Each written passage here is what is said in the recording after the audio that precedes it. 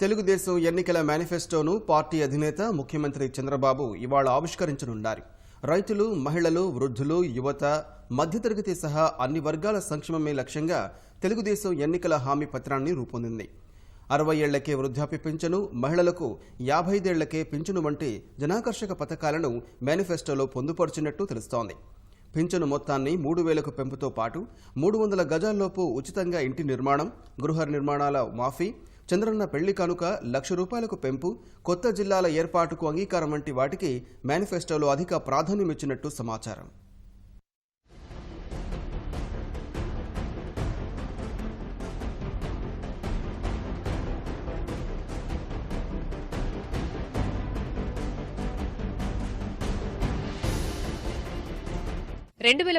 ఎన్నికల్లో విజయమే లక్ష్యంగా అనేక నూతన హామీలతో తెలుగుదేశం తయారు చేసిన ఎన్నికల మేనిఫెస్టోను పార్టీ అధినేత ముఖ్యమంత్రి చంద్రబాబు ఉగాది సందర్భంగా నేడు ఆవిష్కరించనున్నారు. అన్ని వర్గాల ప్రజలను సంతృప్తిపరిచేలా మేనిఫెస్టోను రూపొందించినట్లు పార్టీ వర్గాలు చెబుతున్నాయి. సమాజంలోని అట్టడుగు వర్గాల వారికి సైతం ప్రాధాన్యం కల్పించే దిశగా అంశాలను పొందుపరిచినట్లు తెలుస్తోంది. ఆర్థిక మంత్రి యనమల రామకృష్ణుడు అధ్యక్షతన పార్టీ మేనిఫెస్టో కమిటీ ఇప్పటికే పలుమార్లు సమావేశమై అనేక ప్రతిపాదనలు పరిశీలించింది. జనరంజకంగా ఉండేలా మేనిఫెస్టోను తీర్చిదిద్దింది. రంగాల వారీగా అనేక ప్రతిపాదనలను యనమల కమిటీ సిద్ధం చేసింది. ఇప్పటికే దీనికి తుది మెరుగులు దిద్దిన చంద్రబాబు అమరావతి ప్రజావేదికలో దీనిని లాంఛనంగా ప్రకటించనున్నారు. 2014 సార్వత్రిక ఎన్నికల సందర్భంగా మేనిఫెస్టోలో పెట్టిన అంశాలను నెరవేర్చడంతో పాటు పెట్టనివి కూడా ఈ 5 ఏళ్ల కాలంలో అమలు చేశామని తెలుగుదేశం ఘనంగా చాటుకుంటోంది. 2019 ఎన్నికల మేనిఫెస్టో కూడా ఇందుకు తగ్గట్లుగానే ఉంటుందని పార్టీ వర్గాలు చెబుతున్నాయి. ప్రస్తుతం రాష్ట్రంలో అమలవుతున్న పథకాలను పరిశీలిస్తే పుట్టుక నుంచి మరణం వరకు ప్రతి కుటుంబానికి లబ్ధి చేకూరేలా దాదాపు 100కు పైగా పథకాలను ప్రభుత్వం అమలు చేస్తోంది. వీటిని మరింత మెరుగ్గా తీర్చిదిద్ది ఇంకా ఎక్కువ సౌకర్యాలు కల్పించే దిశగా ఓ ప్యాకేజీ రూపంలో అందుబాటులోకి తేనున్నట్లు పార్టీ చెబుతోంది. రైతులు, మహిళలు, యువత, విద్యార్థులు ఇలా అన్ని వర్గాలను ఆకట్టుకునేలాగా మేనిఫెస్టో ఉంటుందనే విషయాన్ని పార్టీ వర్గాలు స్పష్టం చేస్తున్నాయి.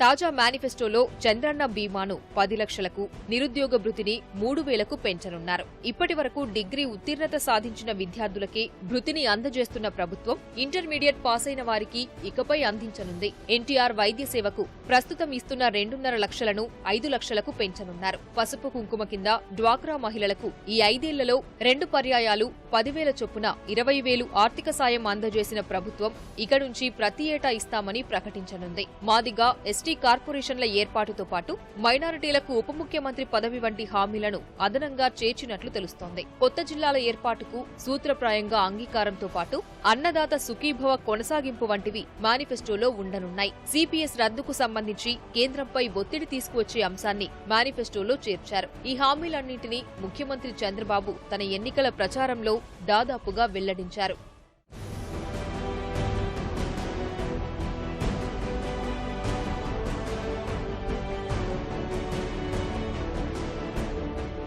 పేద వర్గాల్లోని యువతుల పెళ్లి కోసం ఇస్తున్న చంద్రన్న పెళ్లి కానుక మొత్తాన్ని 1,00,000కు పెంచుతున్నట్లు ఇప్పటికే స్పష్టం చేసిన తెలుగుదేశం పథకం లబ్ధిదారులకు అదనంగా ఇంటి స్థలం లేదా ఇల్లు మంజూరు పత్రాలు, గ్యాస్ కనెక్షన్ వంటివన్నీ పెళ్లిపీటల మీదే అందజేసేలా ప్రణాళిక రూపొందిస్తున్నట్లు తెలుస్తోంది.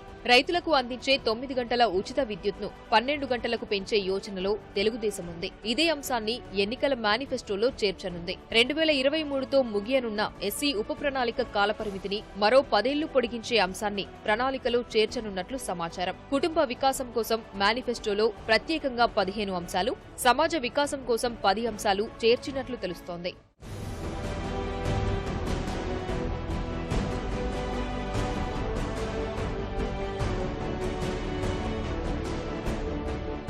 యువజనాభివృద్ధికి ప్రత్యేక కార్పొరేషన్ను ఏర్పాటు చేయాలనే ఆలోచనలో తెలుగుదేశం ఉన్నట్లు తెలుస్తోంది.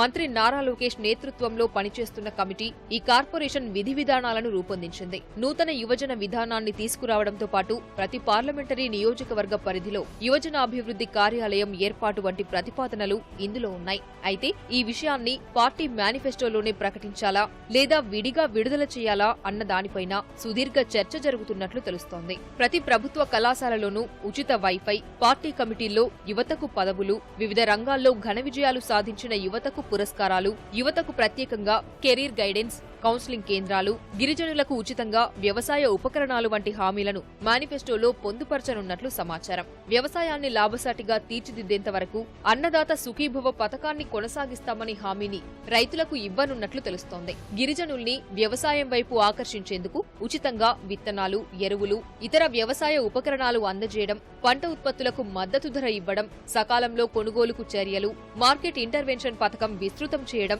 ఆహార శుద్ధి యూనిట్లకు అత్యధిక ప్రాధాన్యమివ్వడం వంటి వాటిని ప్రధానంగా ప్రతిపాదించారు. చిరుధాన్యాలు, వేరుశెనగ నుంచి ఆహారోత్పత్తులు తయారు చేసే పరిశ్రమల్ని ప్రోత్సహించడం ద్వారా ఈ పంటలకు మార్కెట్లో మెరుగైన ధరలు లభించేలా చర్యలు చేపట్టే విధానాలను ప్రకటించనున్నారు. ఇచ్చాపురం, తడ, తీర ప్రాంతంలో ప్రతి 50 నుంచి 100 కిలోమీటర్లకు ఫిషింగ్ జెట్టీల నిర్మాణంపై మేనిఫెస్టోలో హామీ ఇవ్వనున్నారు.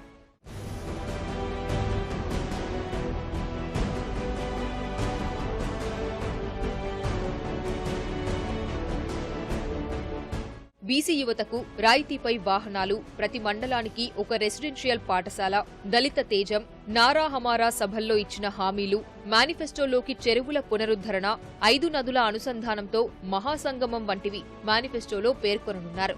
మొత్తంగా అన్ని వర్గాలను సంతృప్తిపరుస్తూనే ఉన్న ఆర్థిక వనరులను బేరీజు వేసుకుంటూ ప్రజాకర్షక మేనిఫెస్టోను అధినేత చంద్రబాబు ఆవిష్కరించనున్నారు. మేనిఫెస్టోలో పొందుపరచాల్సిన అంశాలపై రాష్ట్ర ప్రజల సూచనలు, సలహాల కోసం www.tdpmanifesto.com వెబ్సైట్ ని ఏర్పాటు చేసిన తెలుగుదేశం ప్రజల ఆలోచనలకు అనుగుణంగానే మేనిఫెస్టోను తయారు చేసినట్లు స్పష్టం చేస్తోంది.